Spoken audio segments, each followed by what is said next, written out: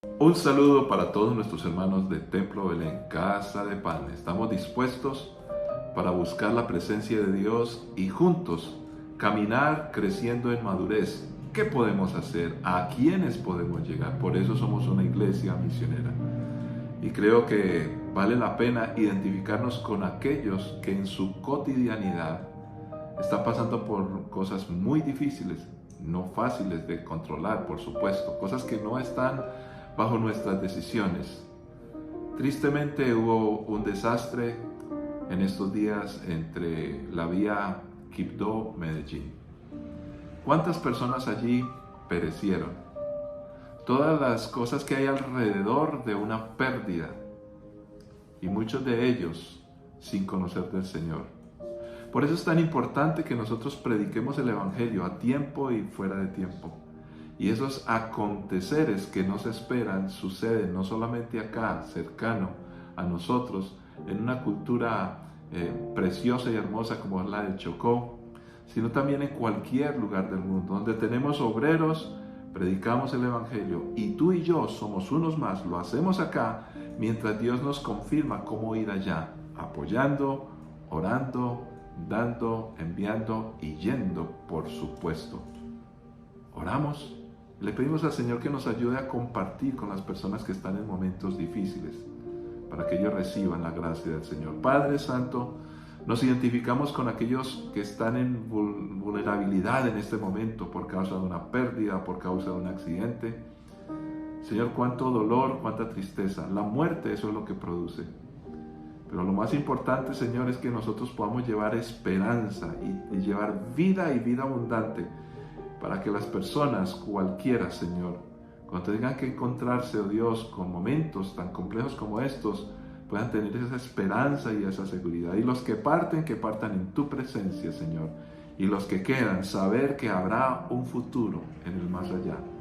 Señor, gracias por cada uno de nuestros obreros que están en cada región. Por eso nosotros nos disponemos con afán, con mucha convicción, y de manera rápida, Señor, porque la tarea no se puede posponer. Predicar el Evangelio, llevarlo, Señor, desde acá hasta lo último de la tierra. Toca nuestras vidas y corazones, porque yo sé que estás con tu Santo Espíritu hablándonos a cada uno de nosotros. Cómo vivir, cómo hacer, cómo llevar el Evangelio, cómo comprometernos, oh Dios, orando, enviando, yendo, dando, Señor. Ayúdanos en Cristo Jesús, y por eso recibimos de tu palabra. En Cristo Jesús. Amén. La palabra de Dios siempre está presente en nuestras vidas y corazones, y esperamos que eso sea constante, que no desmayemos en precisamente buscar del Señor.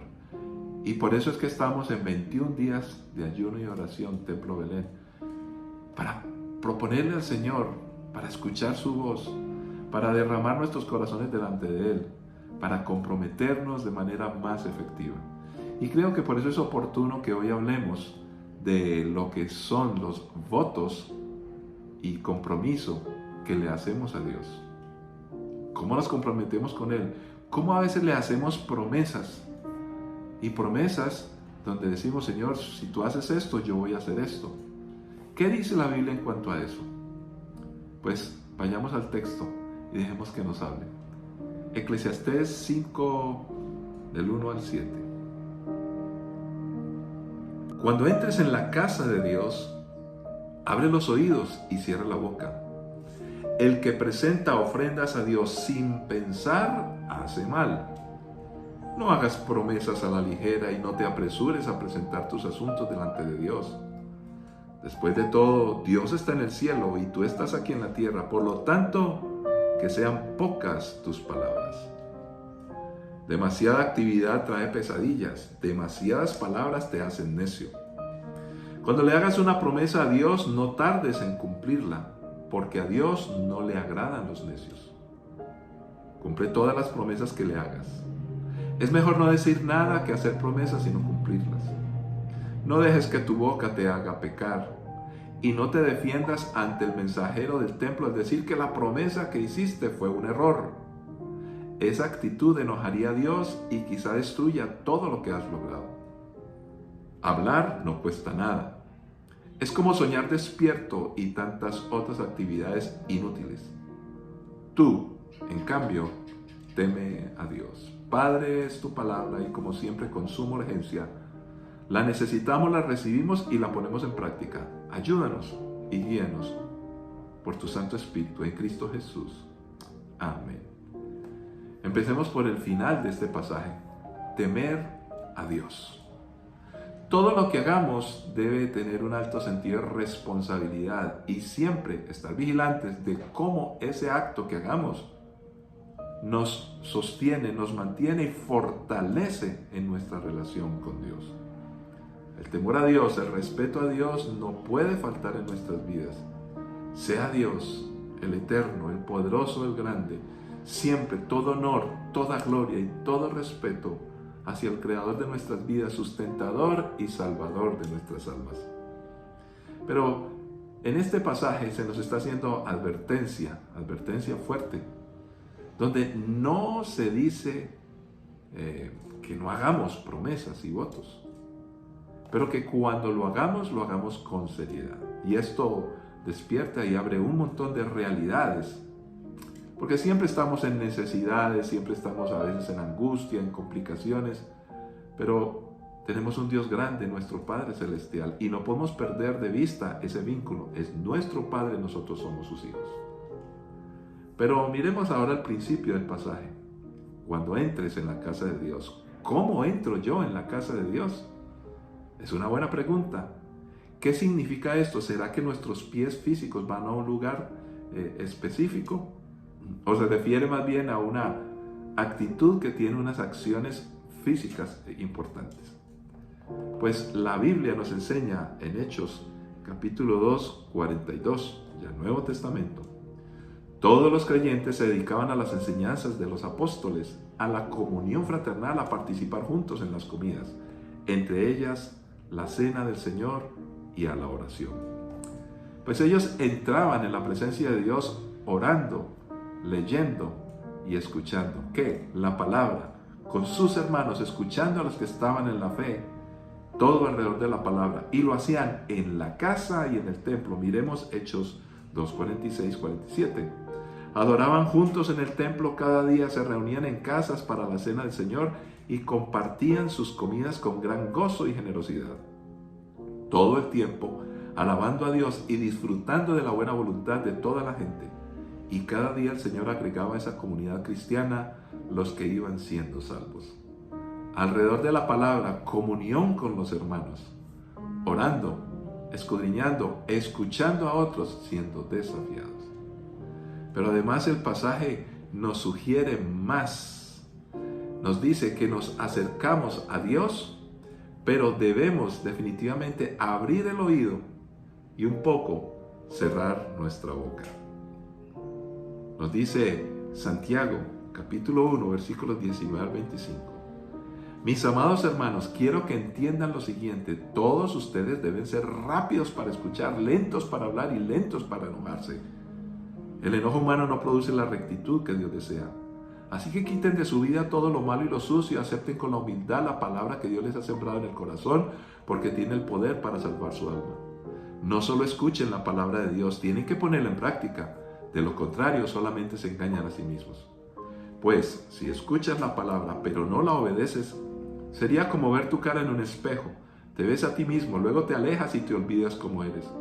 Pero si miras atentamente en la ley perfecta que te hace libre y la pones en práctica y no olvidas lo que escuchaste, entonces Dios te bendecirá por tu obediencia.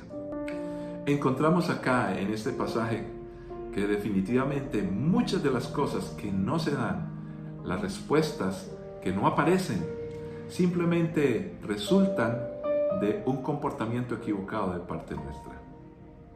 Porque nos apresuramos a hablar y a pedir y a decir, pero poco escuchamos la voz de Dios. Yo me atrevería a asegurar que muchas veces cuando le vamos a pedir algo a Dios que es normal, que es bueno, que es correcto, ya creo que Dios está dispuesto a contestarlo. La Biblia dice que Él conoce nuestras peticiones antes de que nosotros las tengamos.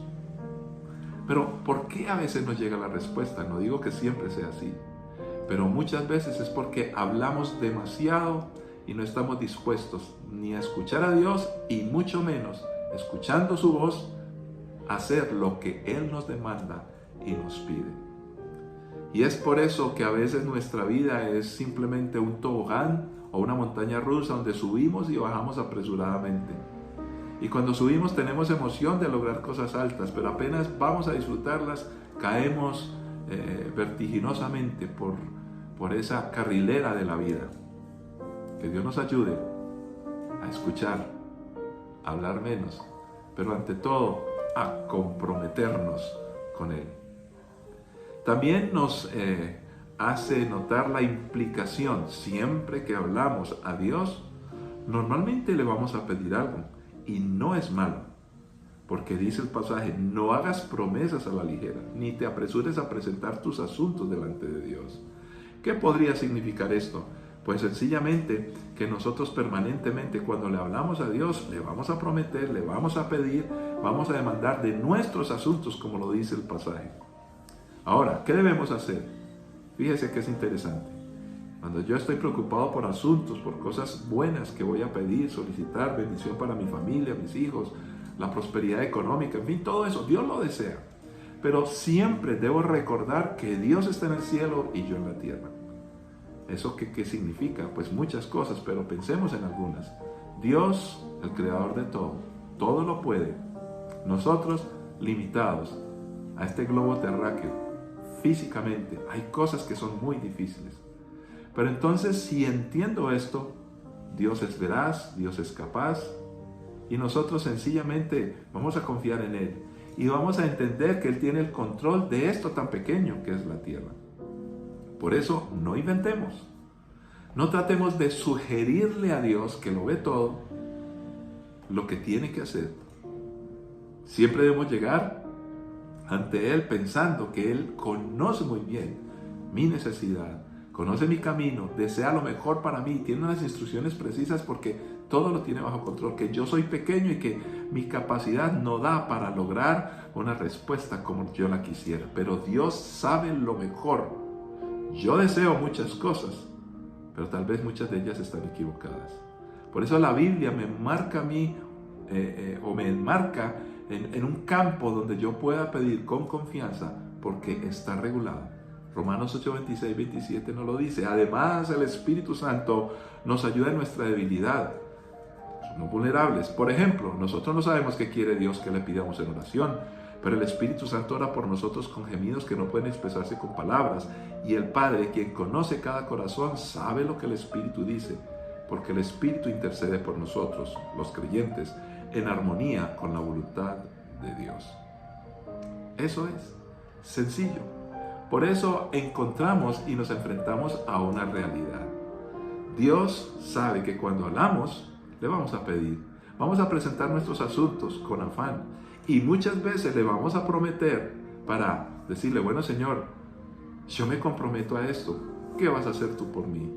Ahora escuchémoslo a Él y hagámoslo en esa tónica. Creo que sí es posible ofrecer al Señor votos y promesas, pero ¿dentro de qué marco lo debo hacer? La palabra del Señor nos enseña.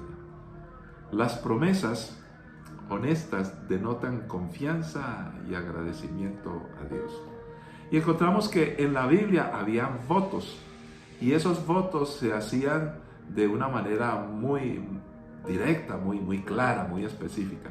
Había costumbre inclusive en otras religiones de hacer votos a sus dioses, con la gran diferencia que eran estériles, porque los dioses de este mundo no pueden dar respuesta a lo que Dios sí puede hacer. En la Biblia aparece en el Antiguo Testamento que se hacían promesas a Dios libremente para conseguir un favor. O sea, que es válido. Señor, necesito algo de ti, yo te voy a prometer esto. Pero eso de tener un marco, ya lo vamos a ver. Segundo, habían promesas hechas a Dios para agradecer un favor que ya se había recibido. Dios me bendice de alguna manera espiritual, física, económica, como sea, emocional. Entonces en agradecimiento yo quiero dar y quiero hacer algo de lo que Dios ya me ha dado, porque ya me bendijo. Entonces es válido también este tipo de voto. Pero había otro muy interesante. Un voto, promesa hecha a Dios como acto de purificación moral o de entrega a Dios a modo de consagración. Estos tres casos son bastante evidentes, no tienen discusión, pero vamos a encontrar que a veces se mezclan entre ellos. Y aquí vamos a notar algunos casos bíblicos, solamente los nombramos y llegamos a una conclusión. Y de esa manera podemos hacer votos y compromisos para decirle a Dios, mira, yo necesito esto, por favor, guíame con tu Santo Espíritu, no quiero caer en un error, pero yo sé que tú vas a responder y hago este voto y este compromiso. Ahora, recordando que es libre, no estoy obligado a hacerlo como ya lo leímos, no me debo apresurar. Vamos a ver, Génesis 28, 20, 22. Luego Jacob hizo el siguiente voto: si Dios en verdad está conmigo y me protege en este viaje, y si Él me provee de comida y de ropa, y si yo regreso sano y salvo a la casa de mi padre, entonces el Señor ciertamente será mi Dios. Y esta piedra que levanté como columna conmemorativa será un lugar de adoración a Dios, y yo le daré a Dios 1/10 de todo lo que Él me da. Aquí se involucran varias cosas. Uno, se está pidiendo un favor, el favor de Dios, y se está comprometiendo a recordar a Dios en primer lugar. Pero también dice, y voy a dar la 10% de todo lo que Él me dé. Por eso entendemos que el diezmo no es de la ley, el diezmo es muy anterior a la ley. ¿Podemos hacerlo? Claro, es bíblico. Caso 2, primer libro de Samuel 1, 10 y 11. Ana, con una profunda angustia, lloraba amargamente mientras oraba al Señor. E hizo el siguiente voto: oh Señor de los ejércitos celestiales, si miras mi dolor y contestas mi oración y me das un hijo, entonces te lo devolveré. Él será tuyo durante toda su vida, y como señal de lo que fue dedicado al Señor, nunca se le cortará el cabello. Aquí encontramos una mujer en angustia, en necesidad, y le hace un voto al Señor. Devuelve lo que Dios le da. ¡Qué hermoso! Miren, mis queridos hermanos, al fin y al cabo, todo lo que tenemos que ofrezcamos a Dios como voto y compromiso, realmente viene de Él. Entonces, cuando devolvemos de lo que Él nos da en un acto de compromiso que hacemos, Señor, si tú haces esto, yo voy a dar esto, realmente estamos más bien devolviendo. Pero en mi corazón yo ofrezco a Dios. Ahí es la única manera de dar, entendiendo que lo que damos sencillamente es nuestra vida. Porque si es físico, económico, mi capacidad de sabiduría o de lo que estudié y quiero ponerlo en las manos de Dios para servir a la obra, es algo que Dios ya me había dado. Es de Él, y además por Él que todo se da. Cuando yo le doy algo a Dios, yo no sé, imagínese lo que usted quiera. ¿Qué tanto va a hacer crecer a Dios? ¿Qué tanto Dios se va a lucrar de esto si Dios lo tiene todo? Más bien, entendemos como Ana, que era un favor que necesitaba, pero más que un favor, ella estaba dispuesta a consagrarse, ella, su hijo y todo para Dios. Así muchas de esas cosas las sigamos administrando nosotros. Tenemos un caso tercero, Jonás 1, 15 y 16. Entonces los marineros tomaron a Jonás y lo lanzaron al mar embravecido, y al instante se detuvo la tempestad. Los marineros quedaron asombrados por el gran poder del Señor, le ofrecieron un sacrificio y prometieron servirle.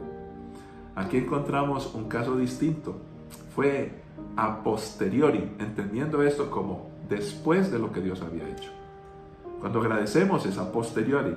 Cuando le pedimos antes de que Dios haga algo que le estamos pidiendo y le ofrecemos un voto es a priori. Primero pido y después espero a ver Dios cómo va a hacer y yo voy a entregar. En este caso, estos hombres vieron tanto el poder de Dios, y recuerden, eran paganos, que definitivamente ante el poder de Dios, con respeto, se consagraron y agradecieron a Dios y le dijeron, te vamos a servir. ¡Qué linda actitud! Aunque ellos no eran del pueblo de Dios. Caso cuarto, aquí viene Jesús. Mateo 5, 33, 37. También han oído que a nuestros antepasados se les dijo, no rompas tus juramentos, debes cumplir con los juramentos que le haces al Señor.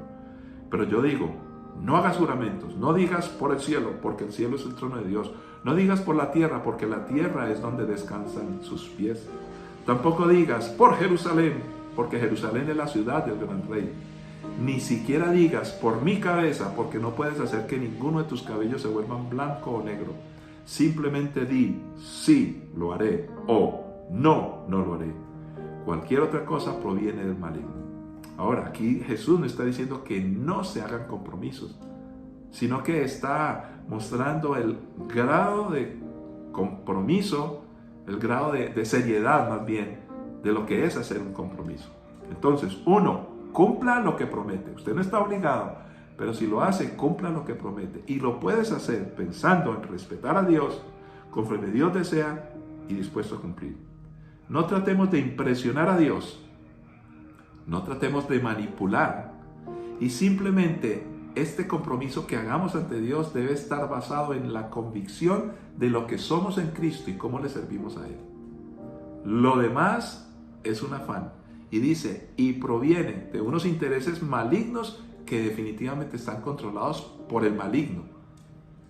Es algo serio, pero lo debemos hacer y lo podemos hacer entendiendo lo que la palabra nos dice. Y vamos a concluir con un caso quinto, y es el mismo Jesús el que nos advierte. Marcos 7, 9 al 13. Entonces dijo, ustedes esquivan hábilmente a la ley de Dios para aferrarse a su propia tradición. Por ejemplo, Moisés les dio la siguiente ley de Dios. Honra a tu padre y a tu madre, y cualquiera que hable respetuosamente de su padre o de su madre tendrá que morir. Sin embargo, ustedes dicen que está bien que uno le diga a sus padres, lo siento, no puedo ayudarlos porque he jurado darle a Dios lo que les hubiera dado a ustedes. De esta manera ustedes permiten que la gente desatienda a sus padres necesitados y entonces anulan la palabra de Dios para transmitir su propia tradición. Y este es solo un ejemplo entre muchos otros. Volvemos por el final. Este es un ejemplo de muchos otros. ¿Cómo podrían ser los otros? Pero miremos este sencillamente. A veces nosotros tenemos unos compromisos a nuestra manera y los sacamos a relucir para evadir los otros compromisos. En este caso particular, Jesús advierte, mire, hay un mandamiento, o sea, el marco de la Biblia es honra a tu padre y a tu madre, hay que cuidarlos, es la orden de Dios. Entonces es como Dios dice, pero cuando no quiere cumplir con lo que dice la palabra, se inventa unos votos o unos compromisos a la manera personal, que se vuelven humanos, tradición, para evadir la responsabilidad de Dios. Jesús aquí nos está advirtiendo, no manipulen y no usen a conveniencia para evadir las responsabilidades que ya están en mi palabra. Yo no me debo comprometer con los hombres, sencillamente porque ellos me fallan. Yo entiendo eso. Sin embargo, tomamos eso como excusa, como una tradición. No, ¿sabe qué, pastor? Yo no es nada con los hombres, yo lo hago todo con Dios. Las iglesias, los ministerios, no. Yo no diezmo, no ofrendo, yo no hago promesa misionera, pero yo ayudo a los pobres. Yo ayudo a los pobres, al necesitado, doy mercaditos. Yo creo que es bueno dar mercados, todos hemos dado un mercado. Yo cuando doy un mercado no lo cuento ni por diezmo ni por ofrenda, por ayuda al necesitado. ¿Por qué? Porque muchos escogen a final de año 10 mercados, 15 mercados, cada uno de 50,000 pesos. Y eso equivale a un muy bajo porcentaje de lo que realmente Dios les ha dado. Y si hacemos eso, lo debemos hacer con amor de corazón por el necesitado, lo ofrecemos como agradecimiento a Dios. Pero más también porque la gente tiene necesidad y yo no me puedo quedar quieto ante la necesidad de la gente. Pero yo no puedo sacar a relucir ese compromiso para evadir diezmos, ofrendas, ofrenda misionera. Aún a veces ayudamos afuera, pero no ayudamos a los de la casa, a nuestros padres. ¿Cómo le hacemos? Concluimos con un desafío para que oremos. Debemos de siempre mantener en un marco, en la presencia de Dios, hacer nuestros votos. Y esa presencia de Dios es en nuestras casas, cuando nos reunimos con nuestros hermanos, en nuestro devocional, como lo hacemos en las células, en el templo con nuestros hermanos, porque aprendemos y adoramos juntos, orando, leyendo y escuchando la palabra. Esos cristianos independientes que todo lo hacen independiente, tradición de hombres. La Biblia es clara y tiene un marco claro. Y el desafío es sencillo. Primero, puedo hacer promesas a Dios libremente porque necesito algo de Dios. Y yo puedo hacer un voto con el Señor. No es obligación, es libre. Pero recordar, si lo hago, debo cumplir. Segundo, puedo hacer una promesa a Dios para agradecer un favor ya recibido. ¿Saben una cosa? Este es bello, pero complicado. Porque después de que Dios ya nos bendijo, pues, ya Dios me bendijo, entonces nos hacemos los bobos.